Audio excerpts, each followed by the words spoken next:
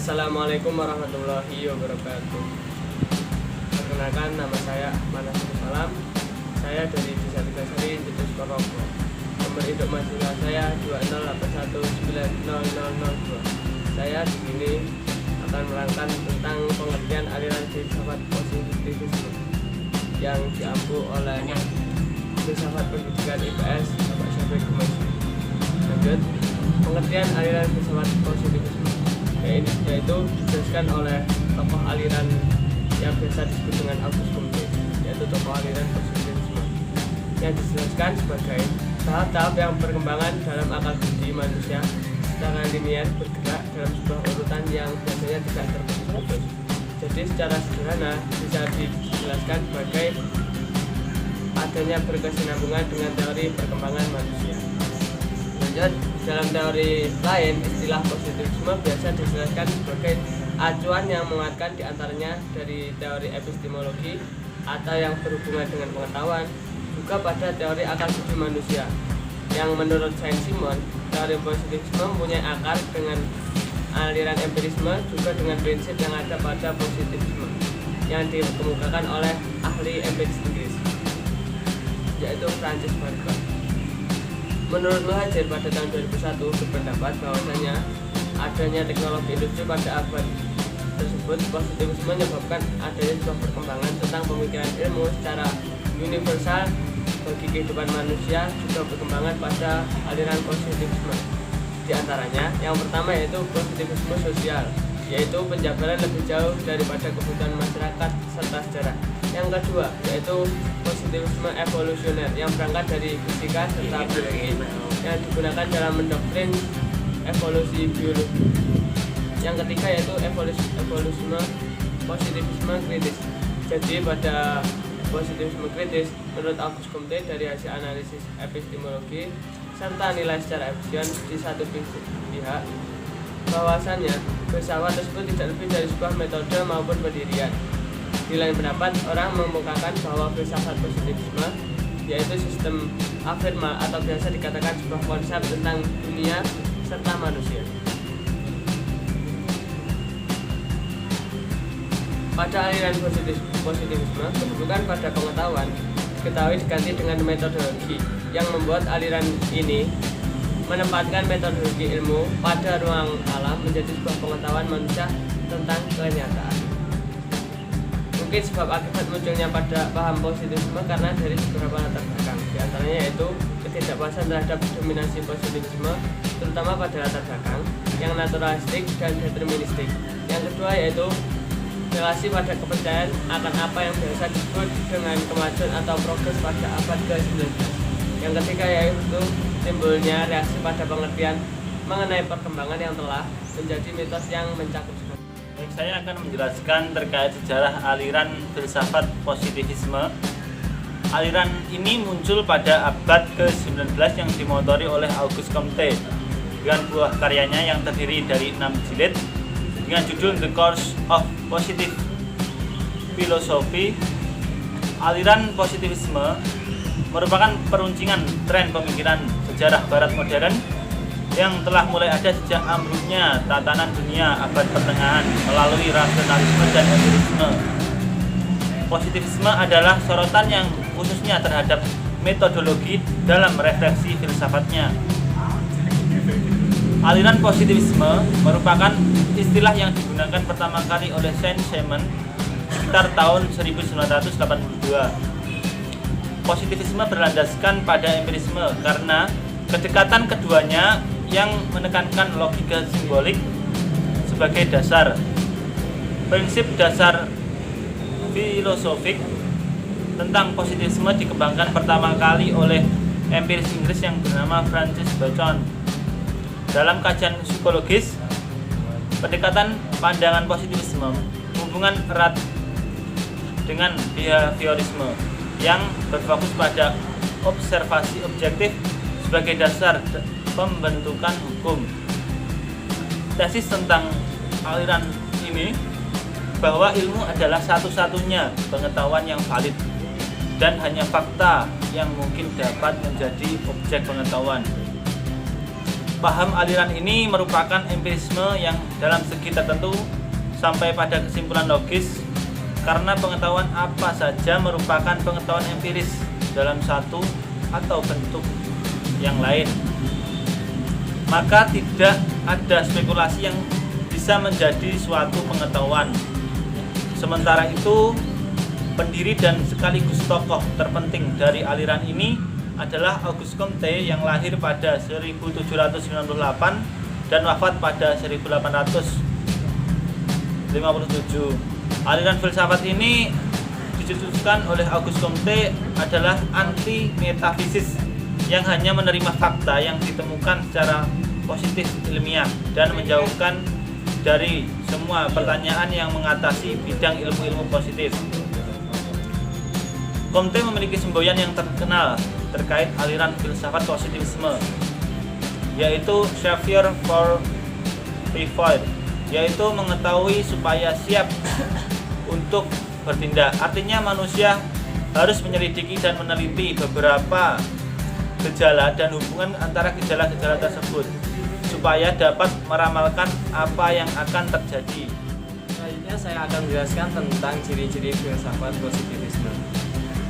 Ciri filsafat positivisme melibatkan cara berpikir manusia yang telah mencapai pada tingkat paling puncak tahap positif. Secara eksplisit, muatan filsafat positivisme yang benar dan nyata haruslah konkret, eksak, akurat, dan tentunya bermanfaat.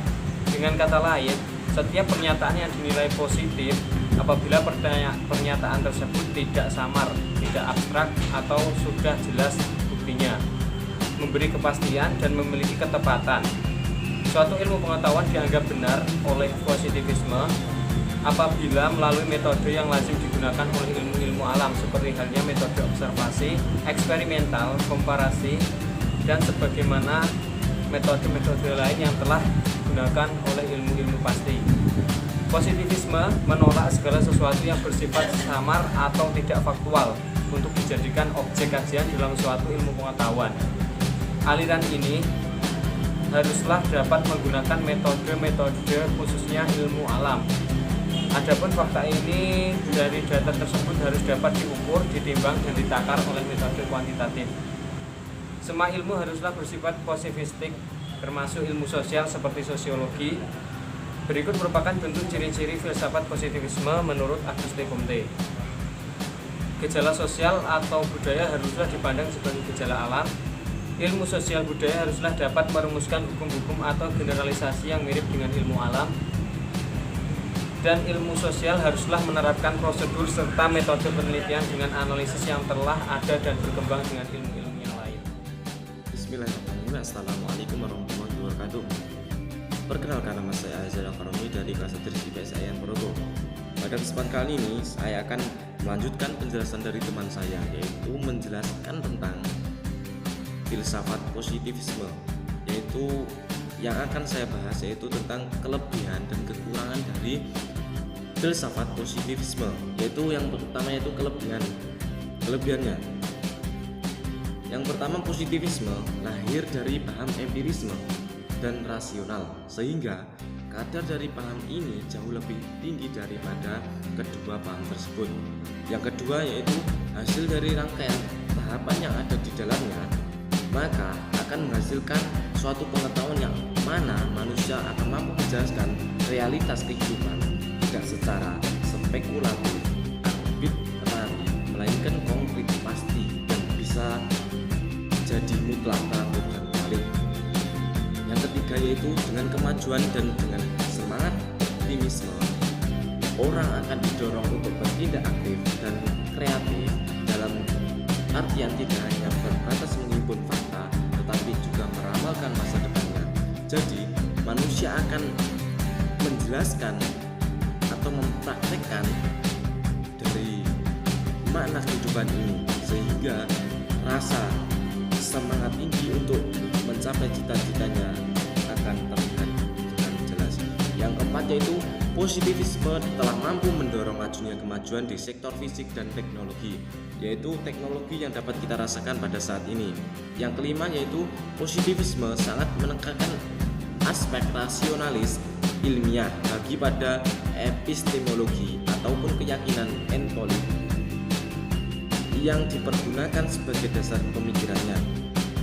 Yang kedua itu kelemahan dari filsafat positivisme, yaitu yang pertama analisis biologi yang transformasikan ke dalam analisis sosial dinilai sebagai akar terpuruknya nilai-nilai spiritual dan bahkan nilai-nilai kemanusiaan. Yang kedua yaitu akibat dan ketidakpercayaan terhadap sesuatu yang tidak dapat diuji kebenarannya. Maka paham ini akan mengakibatkan banyaknya manusia yang nantinya tidak percaya pada Tuhan, malaikat, setan, surga, dan neraka. Padahal yang demikian itu di dalam ajaran agama adalah benar kebenarannya dan keberadaannya. Jadi manusia itu butuh adanya rasa kebenaran, sehingga manusia akan percaya apa sih Tuhan itu, malaikat, setan, surga, dan neraka. Yaitu yang ketiga, manusia akan kehilangan makna seni atau keindahan sehingga manusia tidak dapat merasa bahagia dan kesenangan itu tidak ada. Yang keempat yaitu hanya berhenti pada sesuatu yang nampak dan empiris sehingga tidak dapat menemukan pengetahuan yang valid. Yaitu pada dasarnya manusia itu butuh ada rasanya nampak dan empiris sehingga tidak dapat menemukan pengetahuan yang valid. Demikian penjelasan dari saya. Akan dilanjutkan penjelasan yang selanjutnya oleh teman saya. Sekian presentasi dari saya. Bila ada kesalahan kata dalam saya menyampaikan, sekian. Assalamualaikum warahmatullahi wabarakatuh. Oke, saya akan melanjutkan materi yang selanjutnya, yaitu tentang tujuan positivisme. Oke, masyarakat harus menyadari sepenuhnya bahwa kehidupan tidak bergantung pada mitos dan berbagai legenda, karena semua itu akan membuat masyarakat bodoh. Filsafat positivisme terhadap pendidikan Indonesia secara luas. Secara jelas, sistem pendidikan Indonesia bersumber dari nilai Pancasila dirumuskan dalam Undang-Undang Nomor 20 Tahun 2003 Pasal 3 yang merumuskan bahwa pendidikan nasional berfungsi mengembangkan kemampuan dan membentuk watak serta peradaban bangsa yang bermartabat dalam rangka mencerdaskan kehidupan bangsa. Bertujuan untuk berkembangnya potensi serta didik akan menjadi manusia yang beriman dan bertakwa kepada Tuhan Yang Maha Esa, berakhlak mulia, sehat, berilmu, cakap, kreatif, mandiri, dan menjadi warga negara yang demokratis serta bertanggung jawab. Melalui filsafat positivisme, pendidikan diarahkan kepada hal baik yang dalam segi intelektual dan berbagai bidang kehidupan dan menciptakan anak didik yang sempurna baik lahir maupun batinnya. Peserta didik diasah dalam kemampuannya melihat, menemukan fakta-fakta, menganalisis sesuatu, serta mentransfer ilmu kepada lingkungannya, sehingga diharapkan dapat terbentuknya anak bangsa yang kreatif, berkarakter, serta mampu berkontribusi dalam pembangunan bangsa agar lebih baik dan mampu bersaing dengan negara-negara asing.